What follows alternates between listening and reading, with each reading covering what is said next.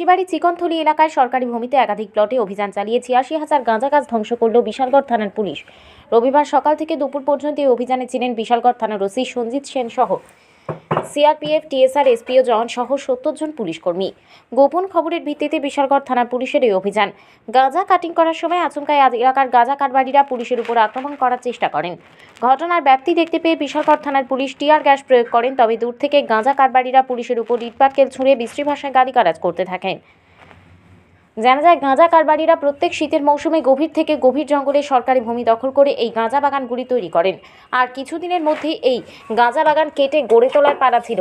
তার মধ্যে রাজ্য পুলিশ প্রশাসনের উচ্চপদস্থ আধিকারিকদের নির্দেশে সিপাহীজলা জেলায় বিভিন্ন থানায় পুলিশের গাঁজা বাগান ধ্বংস অভিযান শুরু হয়।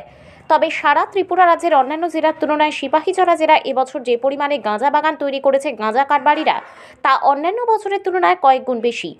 পুলিশ প্রশাসন ১ বছর লাগাতার অভিযান করল, এই সমস্ত গাঁজা বাগান ধ্বংস করতে ব্যর্থ হবে।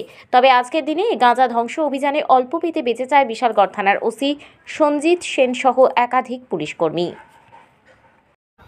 আজকে আমরা বিশালগড় থানা থেকে খুব সকালবেলা ভোরবেলায় আমরা বেরিয়েছি। আমাদের কাছে যে খবর ছিল, বংশীবাড়ি চিকনথলি এরিয়াতে প্রচুর গাঁজা, ইলিগাল গাঁজা কাল্টিভেশন আছে ফরেস্ট ল্যান্ডের মধ্যে। সেই মোতাবেক ভোর ৬টায় আমরা সিআরপিএফ, টিএসআর, পুলিশ এবং এসপিও মিলে আমরা ৭০ জনের মতো আমরা স্টাফ এসেছি। আপনারা দেখতে পাচ্ছেন আমাদের ডিস্ট্রাকশন এখনও চলছে।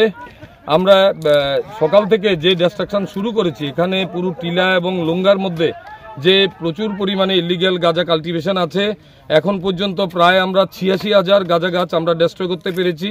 আমাদের ডিস্ট্রাকশন এখনও চলছে এবং আমাদের কাছে যে খবর আছে আরও কিছু প্লট আছে, এগুলো আমরা দৈনন্দিন এভাবে কেটে এগুলোকে আমরা ধ্বংস করব।